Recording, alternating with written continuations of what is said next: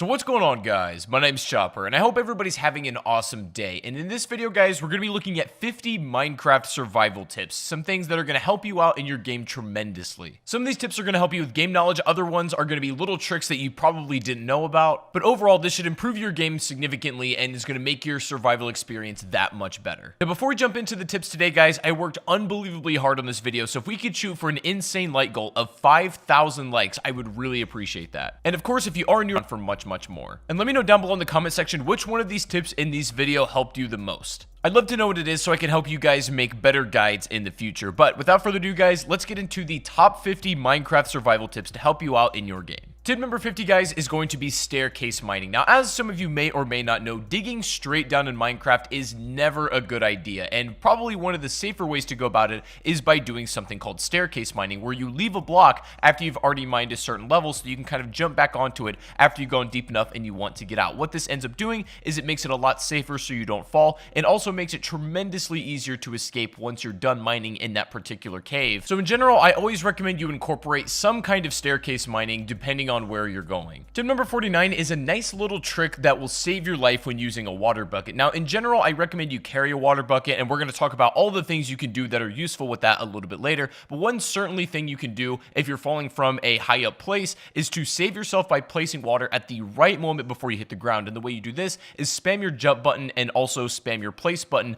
as you're falling. And just before you hit that last block, that water should be able to save you and you'll take no damage at all. Number 48 is going to be to isolate your ores when mining. For example, I'm going to show you right here what this could look like. If you stumble across some diamonds and they're maybe in a little bit of a rough spot, that could be dangerous if you lose them and you mine them in the wrong spot. The best way to do this is to cut out everything around it so the block is sort of just hovering, and then when you know it's safe, you go ahead and pick up that very valuable ore, because the last thing you'd want to have happen is to mine that ore and it ends up falling into a lava pit or somewhere where you just can't reach it. Number 47 is going to be using your swimming mechanic properly. Now, before I got back into Minecraft, the swimming mechanic was not a thing, and so when I got back into the game, this was all brand new to me. But when you hold shift while you're underwater, you go into a swimming animation and you go significantly faster than you would if you were just sort of like wading in the water. And so this is the best way to transport. You can cover some pretty nice ground doing this. If you come out of the water, you will leave your swimming animation, but it is the best way to swim hands down. Coming in at number 46 is going to be making coal blocks for better efficiency. Now, I recommend doing this in a couple circumstances. Either if you're going to be transporting a lot of coal from one area to another and you want to save space, it's good to make them into blocks. But also, if you just want to maybe burn a little bit more materials, then coal blocks are better to do it than just single individual ores. But either way, they're both very good. If you're doing some serious smelting, and I mean like absolutely serious, then probably make coal blocks, as the efficiency will count in that regard. But otherwise, you can do what you feel is necessary. Tip number 45 is going to be trading simple items to villagers to get emeralds. I don't ever recommend your primary source of emeralds being mining it, because you're just not going to find too many.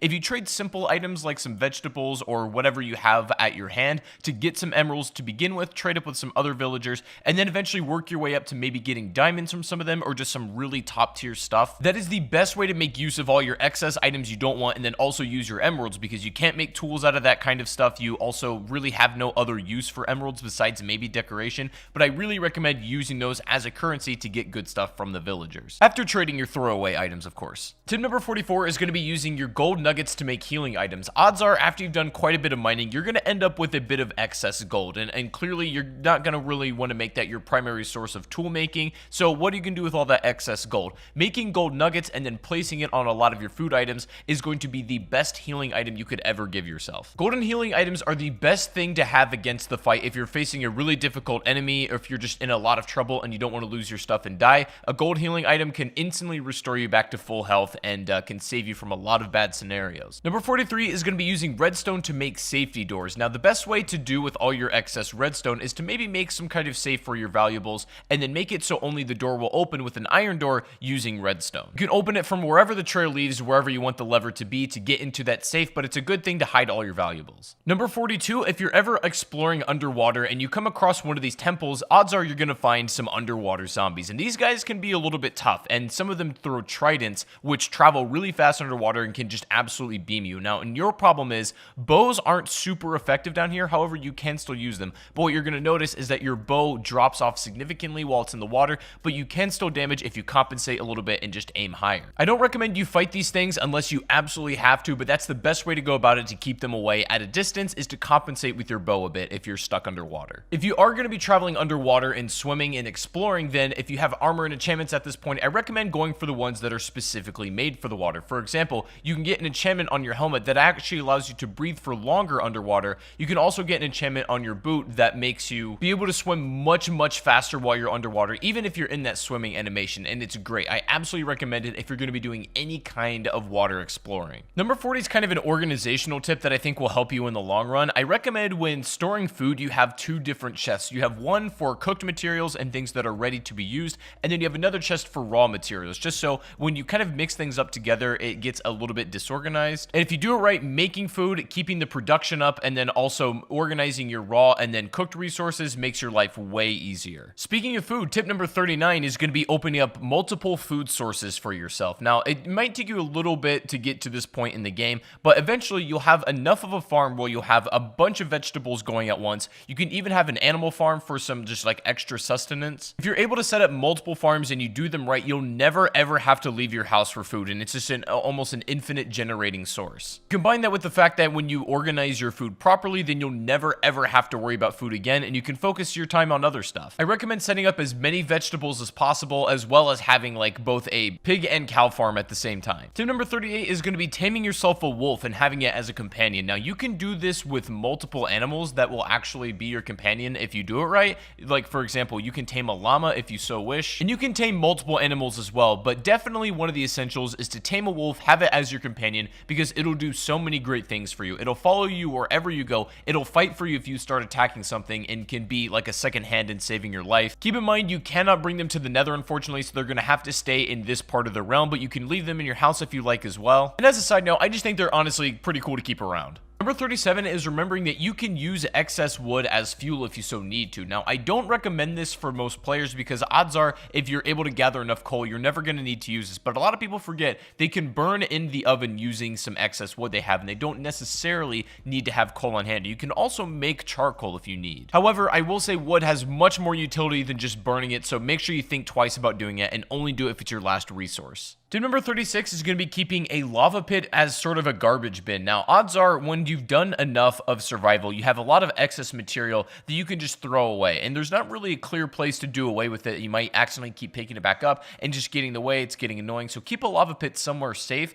Obviously not by any wood, as it'll catch on fire, but if you keep it around some stone, you can just use this as a trash can to throw all your excess materials away. Tip number 35 is going to be keeping your nether portal safe. Now, it doesn't really matter too much where you put it in like the regular earth realm on Minecraft. Like, you can keep it in your house, you can put it on a hill, whatever you want. What's important is protecting it on the other side when you get to the nether, because what happens is it's going to spawn essentially anywhere in the nether at all. And if as soon as you come out of the nether, you're in danger from like a ghast or something, or there's a lot of enemies around you, it's just in an unsafe place, what I recommend you do is kind of build like a turtle shell defense around your portal, because that's your really only ticket home. You've got to prevent that portal from being destroyed if it's under attack by any means necessary, so building a kind of turtle shell defense around that portal so it doesn't get blown up is the best way to keep it safe. Another thing you can do is build your corners of the portal out of cobblestone so that you save a little bit more of that obsidian if you need to make a secondary portal. Number 34, this is going to sound pretty self-explanatory, but it's still very important, is to make sure you're prepared when you're entering the nether. This means maybe have some enchantments for fire resistance, also have a water bucket, of course. Water bucket is arguably more important than anything you could take to the nether, so make sure you have one before you go. Having a lot of food is necessary because there's not a lot besides mushrooms you can get out of here either. A lot of this you guys know, but general preparedness is good. Number 33, guys, is going to be making a beacon to signal your house. Now, this is going to require you to get some pretty decent materials in this game, as well as some diamonds, so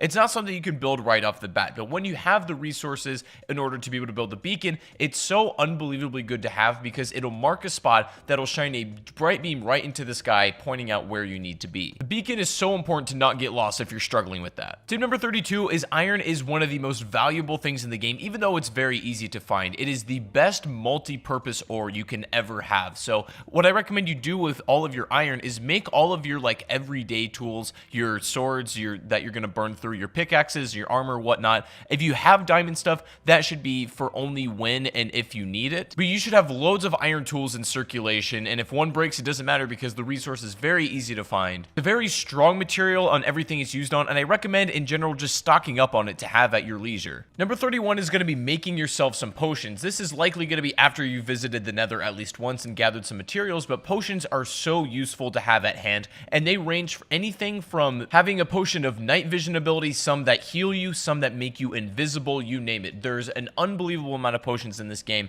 and I recommend that if you really want to start taking this game to the next level and using some cool abilities to invest in that. You're going to need to get the required tools and materials to brew the potions, obviously, but it's definitely worth something sinking your time into. Tip number 30 is going to be looting desert temples if you're ready and you know what you're doing. Now, this is basically like a big noob trap here. If you don't know what these are all about, it'll present to you a chest at the bottom of the temple that looks very easy to get. But as some of you experienced Minecraft players, you'll know that this is a trap and you'll end up dying. The whole temple will essentially explode if you kind of fall into the trap. But clever players know a way around this, and you can actually get the loot out of it. Some of the loot you can find are things like saddles. You can find horse armor. Some really rare and interesting items can be taken from these desert temples, but they obviously do come with a risk if you're going to be approaching them. And that leads nicely also into tip 29, which is going to be raiding woodland mansions also if you know what you're doing and if you're ready. The thing is, these woodland mansions are a little bit hard to raid and kind of come away with it alive, but if you're able to do so, most likely you're going to come away with a totem of undying, and essentially this is an item that if you're holding it in your hand and you take a death, it will instantly revive you. Minecraft right now, this is really the only way to cheat death like that, and it's probably the best item in the entire game. Again, looting a desert temple or trying to raid a woodland mansion both come with their risk, but they certainly have great rewards if you're able to do them correctly. Number 28 is going to be crouch walking backwards when fighting spiders, as it's going to make them a lot harder for them to hit you. This works best on spiders, of course. All enemy types aren't going to have a hard time if you're crouch walking backwards, but if you're specifically fighting a bunch of these, then this might not be a bad thing to do. Tip number 27, we talked about the benefits a little bit, but I'm going to go into more detail here. Carrying a water bucket for literally doing anything is a must-have, especially when mining.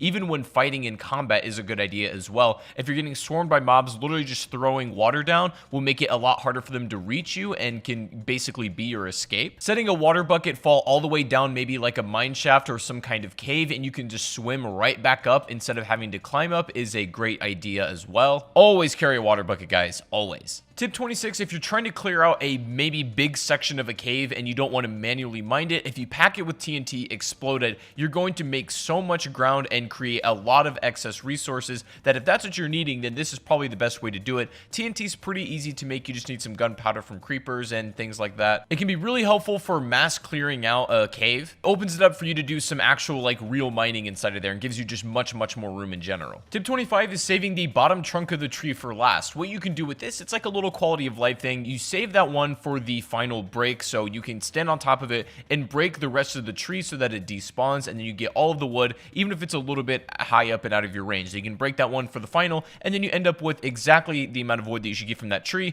but it just saves you a bit of time. Tip 24 is making a shield to use against the pesky skeletons. A lot of new players struggle playing against skeletons just because they can hit you from a range, and it's a little bit hard to take these guys down, especially when there's a lot. But when you have a shield, you're able to hold this thing out in front of you as protection. You can hold it in your other hand if you like and have the sword in the other hand that's not being used, and you can take these things down with ease. Now, the shield is just a good tool to have in general. I think one of the most useful pieces of equipment you can make for yourself, but it's especially good against skeletons and pretty much all of the other mob enemy types. In my opinion, a shield is just as crucial as having, like, say, a sword or, say, having a pickaxe. They don't take too much to put together. They last quite a long time as well, so they're all around amazing. Tip 23 is going to be sprint jumping. Now, this is a pretty easy one to get a hold of. This is just jumping while you're holding your sprint key. It's the easiest way and fastest way to get around as well. Faster than sprinting. It does take up a lot of your hunger, but it is by far the most efficient way to get around. Now, if you have it as a setting, I recommend you turn it off because it's just easier to manually control beside from it making you auto jump, but it's the best way to get around and there's nothing really to it. Number 22 is to go ahead and make an anvil. Now, these are great for repairing all of your tools that maybe are low in durability and are close to breaking. All you need is the tool itself, maybe a resource, and then some XP in order to create this. Highly recommend you use this to maintain your valuable tools. This means like a diamond sword, a diamond pickaxe, and even armor. Anything you don't want breaking, an anvil will make sure that happens. Tip number 21 is it's going to be best to fish while it's raining. This will give you the best odds at getting a lot of fish. It's also really really good to do this when we talked about opening multiple food sources. Maybe while you have other food cooking, go ahead and start fishing to just gather some more raw materials. It's also a chance that while you're fishing, you can grab things like armor. You might accidentally yoink a pair of leather boots right out of the water, and that happens sometimes, but more often than not, you're going to get some fish that's just going to be extra resources for you. It's best to do it while it's raining once again, so I recommend you take full advantage of the river and sea while that's actually happening. Tip number 20, bringing some seeds and even bone meal into caves is always a good idea, especially if you're going to be doing some extended mining. What I mean by that is like not leaving for a very long period of time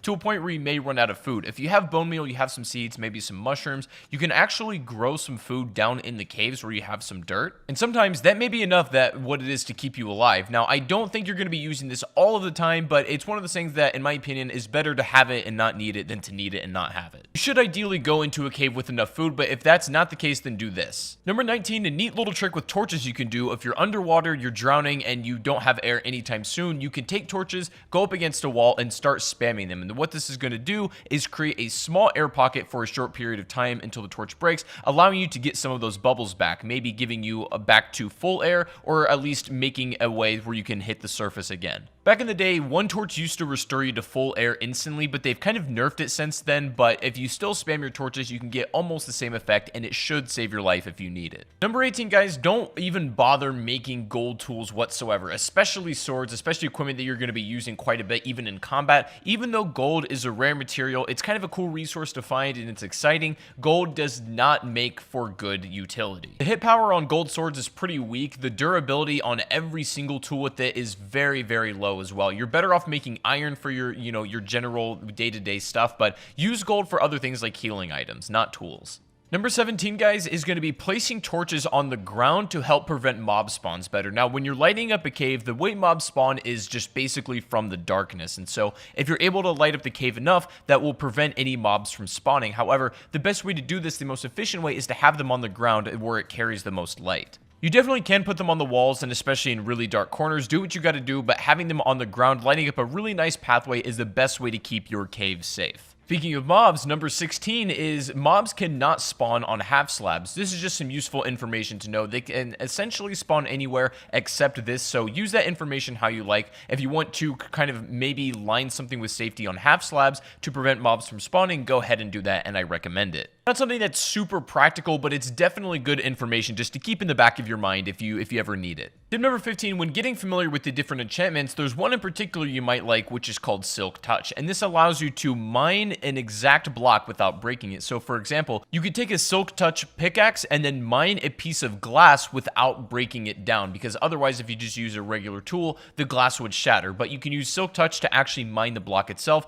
and this goes for anything in the game using that Silk Touch enchantment. Also, speaking of enchantments, tip number 14 is I recommend you get another enchantment on your pickaxe called Fortunate before you mine diamonds. What this is going to do whenever you come across some diamond ore is you're going to net more diamonds out of that ore than you otherwise would without Fortunate. It's just a good thing to have in general. Tip 13 is going to know that different foods grant you different saturation levels. So for example, some lighter foods like an apple or a carrot are not going to last as long in your hunger bar as like more heartier food like a golden apple per se, or even like a steak or a pork chop. These things mean that the hunger bar will last longer. It's more of a heavier food essentially. So that's why sometimes you might eat like a lot of bread, but you realize your hunger bar goes down pretty quickly and you're wondering why. Rather you eat a steak and it lasts significantly longer. That's the reason. Tip number 12, if you're going to be growing sugarcane, which I recommend you do because it's a great resource, is to grow on sand. People claim that this is the best way and the fastest way to grow sugarcane, and the reason you want the resource is because sugar is not only an important ingredient in making cakes, but it's also really good for trading with villagers, as oftentimes that's what they want. Having a block of sand in contact with water, maybe near your house or by your farms, is probably the easiest way to go about it. Number 11 is keeping your hotbar organized. This is important, and there's no really right way to do it. You do whatever feels comfortable to you, but for me, I like to keep my sword in my first slot, either my pickaxe or my bow in my second,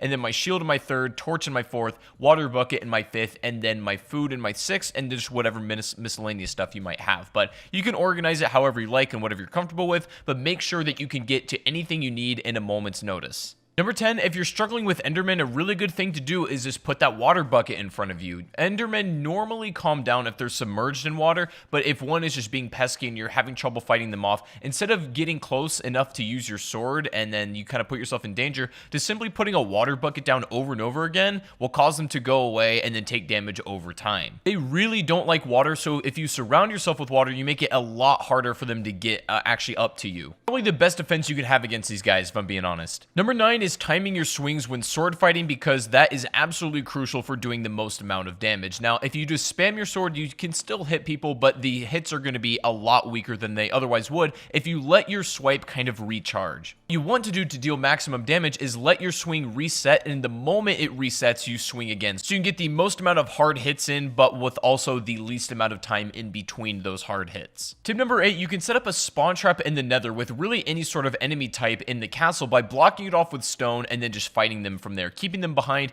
keeping a spawn portal on the other side. You'll have infinite enemies and you can kill them at your leisure without really being in any danger. Infinite XP, and it's an amazing way if you just want to upgrade armor, make potions, that kind of thing. I really recommend you set up at least one of these. Number 7, upon defeating a raid, you'll be granted with the effect called Hero of the Village, and what this allows you to do is reduce the cost of the first trade with any villager by 30%, and it's something that's really going to be extremely useful. If you're trading something valuable, maybe in order to get diamonds, it's great for that. You beat a raid, take advantage of this effect as much as you possibly can. Tip number 6 is keeping your ender eyes or anything extremely valuable in an ender chest. You can hide it somewhere in the world where it's basically no chance of being destroyed. Put the other side in maybe like your safe house, and the thing is, between these two chests there's a connection, so you can pull any items that are in that ender chest from either side, and this is the best way to keep ender eyes just in case one chest gets destroyed. You don't lose all of that progress. You won't have these right off the bat, but definitely invest in some ender chests when you can. Tip number 5, make sure you use your crouch walk when you're crawling through tight spaces, or if maybe you're high up on an elevation with a chasm underneath you.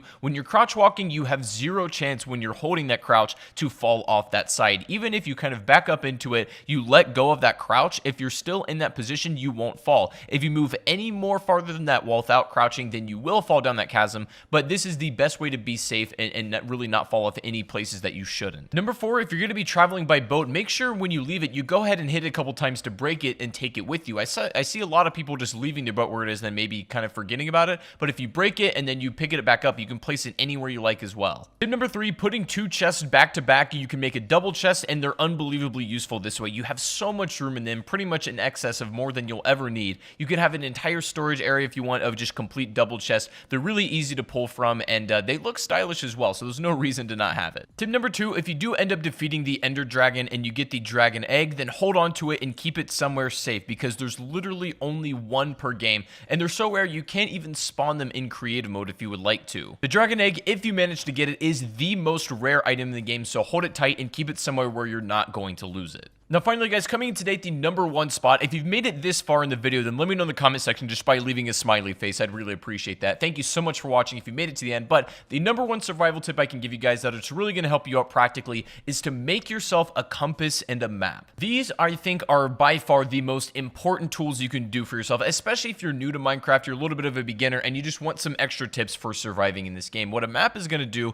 is basically mark out exactly where you are, maybe where your house is, and the general vicinity of the area surrounding you. Now, the compass, if you get too far to the range of your map, will give you the general direction of which you need to head in order to get back home. These two tools in combination, even if you want a clock, which can be helpful, it's more or less just decoration, but these two tools in conjunction will make it so that you never ever get lost in this game. And so they're unbelievably helpful, and I cannot recommend them strongly enough. But guys, that is going to be 50 Minecraft survival tips in 2019. I really hope this did help. If it did, make sure to leave a like. As I said, we're going to go for 5,000 likes on this video, and I'd appreciate that so much. And if you want more Minecraft videos like this, make sure to go ahead and subscribe and stick around, as there's going to be much more on the channel. Let me know in the comment section which survival tip helped you out the most, and if there's any Minecraft survival tip that you think I should have included in this video and I didn't, let me know what that is down below in the comment section as well. But I hope you guys enjoyed. Make sure to subscribe and stick around, and I'll see you guys in the next stream or the next video. Take it easy, and peace out.